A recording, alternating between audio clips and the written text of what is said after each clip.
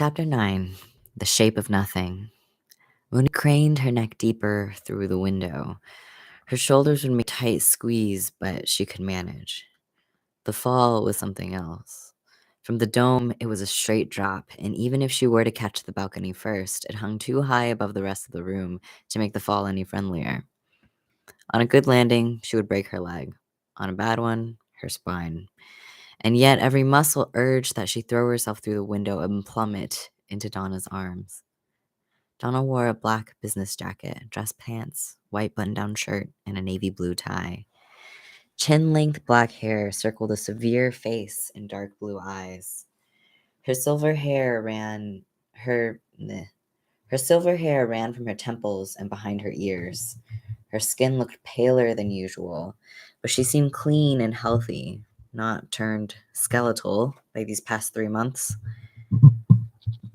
Sorry, I'm adjusting my microphone. Okay. Monique probably looked gaunt and her clothes unwashed. She suddenly felt embarrassed. But Donna smiled like there wasn't any difference between them. I wondered when I'd see you again, she said, leaning back in a crude stone seat, lumpy pillows cushioned behind and beneath her. You weren't supposed to come that way. Who put you through there? How long has it been? Monique almost couldn't remember. The months between Donna's springtime disappearance, when the shelter closed, and their reunion underground now were no longer worth chronicling. Too long, Monique said. Donna's grin pushed narrow cheeks up against her eyes. Monique couldn't help a same smile. If only they weren't still so far apart. The shadows left the edge of Monique's gaze. She could now make out Donna's surroundings. Her stone seat sat between 2 others and faced 3 more on the opposite side of a long stone table. Tattered yellowed books littered its surface, surrounded by silver cups, bowls, and utensils. Sorry for all this microphone noise. Okay, I'm done. One end of the table broke off into jagged stone. No seat remained there, not even debris. Across the table's head was the only empty seat, an ornate, brass-colored chair, its back twisted into corkscrew spires and their tips merged in a point. It almost looked like a throne. Behind it, the wall shined midnight blue, same as in the ceremony room, only here someone had bored small holes into the surface and filled each with a glowing fungus to imitate a wall of shining stars. Every other place at the table held a body. Their heads lolled over the backs of their stone seats, faces hidden by featureless silver masks beneath their bare, bony scalps. A fungus grew through their rib cages and glowed beneath their clothes. Nothing else seemed to hold their bones together. One wore suspenders and a white shirt. Another wore a pinstripe suit, a bowler hat lying in its lap. 2 skeletons wore blue uniforms that might have come from a Civil War reenactment, while the last wore dust-coated furs. A hefty axe jutted up beside this skeleton's chair, the blade wedged into the stone floor and carved with runes that Monique couldn't make out. Donna didn't seem perturbed. She had been down here long enough to get used to these corpses. She looked to the wall of stars and the bodies around her and at last tucked her grin away. Go ahead, she said. You must have a million questions. Monique studied the room once more and grimaced. Are you okay? Donna threw her head back and cackled. Hers was a life-giving laughter, more precious than water. I'm fine. They keep me taken care of. How do I get down there? How do I get you out? Get me out, Donna shook her head. Didn't anyone explain? They had tried, but it was all a jumble of ghost stories and strange titles. At best, Karen had tried to give warning. Monique's stomach quivered, but not in hunger. An uncomfortable yet familiar sense of wrong leaned over her back. No one knows I'm down here, she said. You came alone, Of course you did. Donna shook her head again. I can't leave yet. I haven't been dismissed. She waved one hand at the table of skeletons. Why do you think my friends are still here? But if you tell me the way down, I have not been dismissed, Donna snapped. Monique jerked back from the window. It's okay, she whispered to herself. Donna had been abducted by a great gray demon and stuffed into an ugly stone room full of corpses underground. She was understandably stressed. Monique doubted she could sit there composed were she in Donna's place. More likely, she'd have been clawing at every wall until her fingers fell off. She stuck her head through the window again. Donna now pressed her back into the pillows. Monique would have liked to nestle beside her. She needed rest. But they weren't free yet. How do I get you dismissed? Monique asked. That's the part that makes it so absolute, Donna said. The worm decides who is and isn't dismissed. It's not up to me. Then they had already explained everything to her. The worm, her marital part of the plan. She probably knew about the song and what it did to people. Dee, I won't let them take you again, Monique said. Donna lulled her head against the back of her chair, the same posture as her skeletal companions. Her grin returned. It was a mask of her usual humor, but it felt wrong here. Silly me. I was projecting expectations on you, and that isn't fair. You haven't been down here, can't have seen the things I've seen. I've seen things. Monique just didn't want to believe them. Have you seen the illogical, the impossible? Then you might be at the beginning of knowing. I can understand things, Dee. I'm not a child. But Monique couldn't help feeling like one by having to say that. It was an old argument between them and too tired for this place. Donna closed her eyes. Tell your skin to reach for the air. Do you feel the worm's absence? Monique closed her eyes too and tried to visualize the palace floor plan. Finding the door to the balcony below would take time, let alone the bottom floor where Donna sat. For all Monique knew, there were stairways leading to lower places than the bottom floor, the worm's tunnels digging forever beneath the earth. Cold fingers slipped into her thoughts. Her eyes flashed open and flickered to the ringed hall that surrounded the dome, searching for shadows with silvery talons. There was no one she could see. Have you seen the Grey Maiden? Donna asked, eyes still shut. Heard of the broken king? When the worm descended from the stars, he gave their people everything. But when he demanded a bride in return, they turned their backs on him. It was their last mistake. Their end gave the world an absence, and we filled it. And yet, pieces of them remain, dead and alive, happened and never happened. The worm sows contradictions, defies logic, and rebuilds reality into a stronger structure. His will. He willed us together, Monique. Imagine all the time conspired so that you and I could fall in love. We won't make the old history's mistake. We'll do right by him. And for that, he'll grant us the impossible. He'll fashion a world without hate. Monique leaned into the room with her knees hooked to the window ledge. There was something here that she couldn't see, or something not here. Every thought came too cold to make sense. Do you understand? Donna asked. Monique wanted to run. Why would I understand? Donna's eyes flew open and glared at Monique. He'll give a world that won't hate us for who we love and who we are.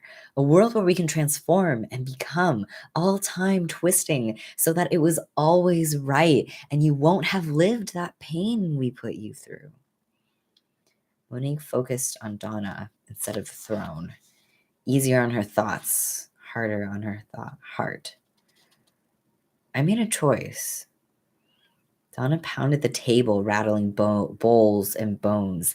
You shouldn't have had to. This shouldn't be the kind of world that put you through that sicko's hack job, all that agony, so that you feel more like a woman. You were always, always my girl.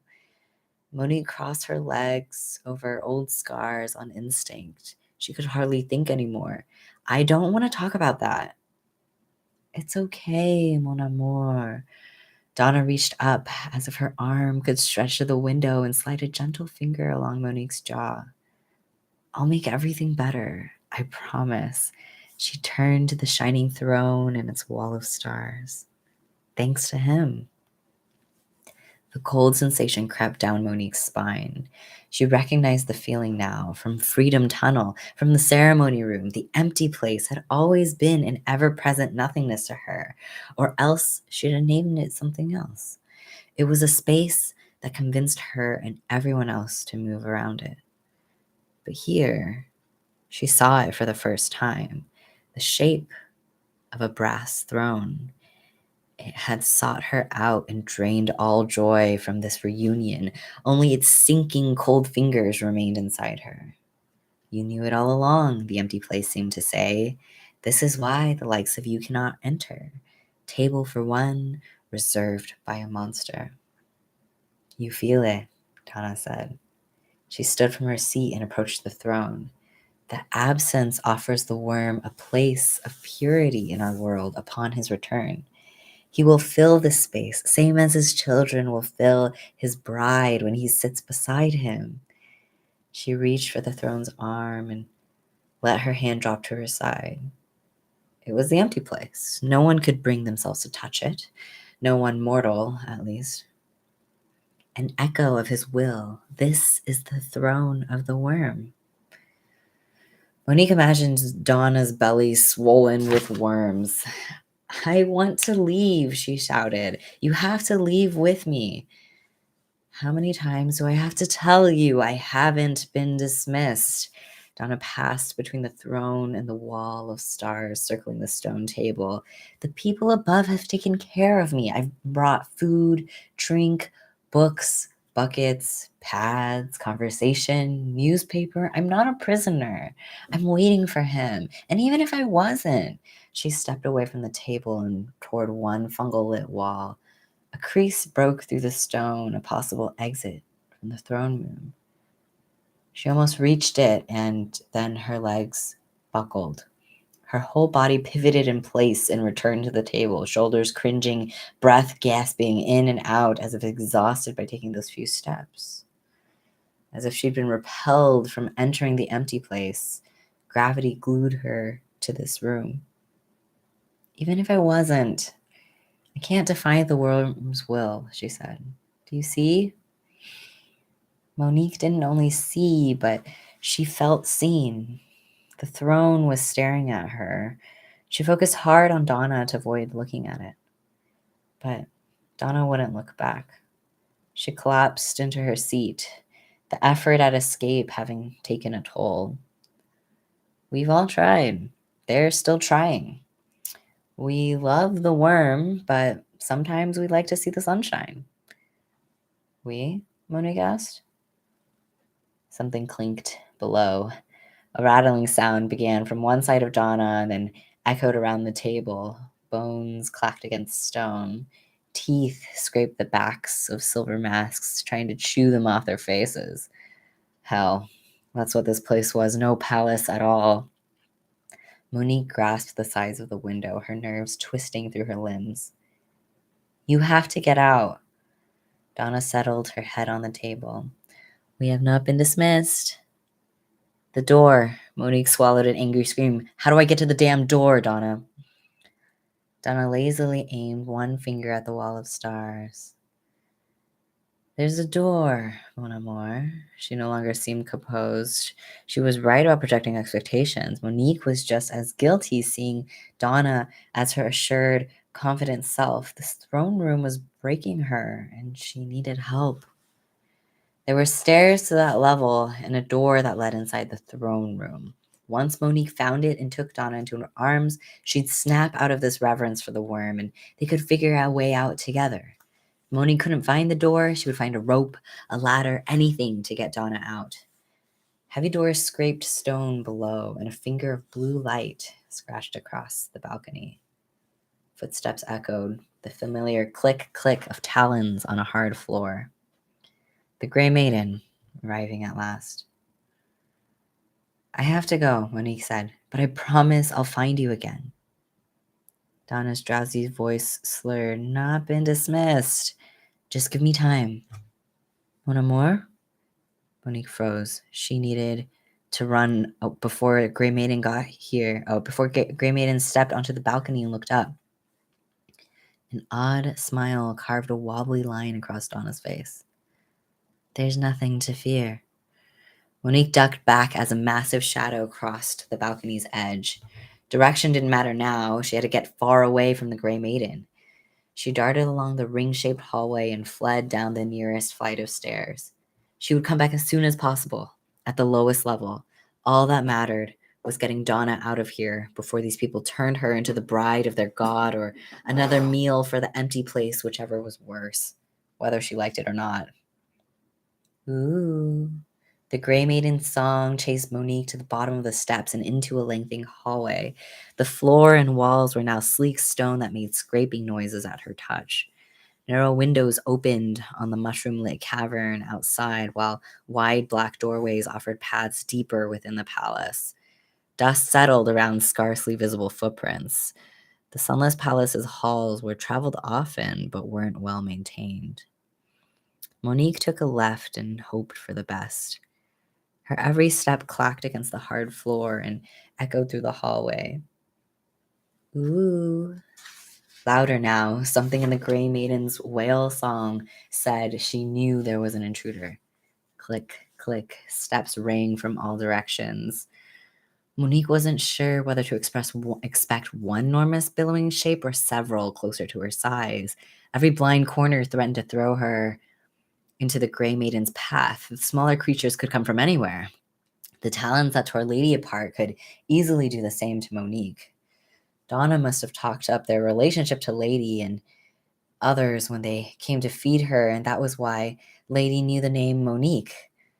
Monique had been right to hide it. Donna was confused, brainwashed, and probably thought she was doing the right thing by telling the Grey Maiden that someone was here. She would recover once Monique brought her to the surface. What they would do after that was anyone's guess. Ooh, the Grey Maiden called, no longer a question, and closer. Monique took softer steps, but those couldn't get her anywhere fast. She ducked through one of the black doorways and into a corner where she curled into a ball. There were crates in this room. She could tell by the scant light that brushed their wooden corners, but their contents were a mystery and she wasn't going to check. She would become a statue, cold and lifeless as the palace itself. If she kept quiet, didn't move, the Grey Maiden wouldn't find her. Ooh. The Grey Maiden howled long and loud. Each cry jammed Monique tighter into her corner as if hunted by the sound itself. After a few minutes, the cry called from farther away. Grey Maiden was hunting, but not finding anything. There were too many footprints in the dust for her to track properly, and maybe she didn't even know enough to follow them.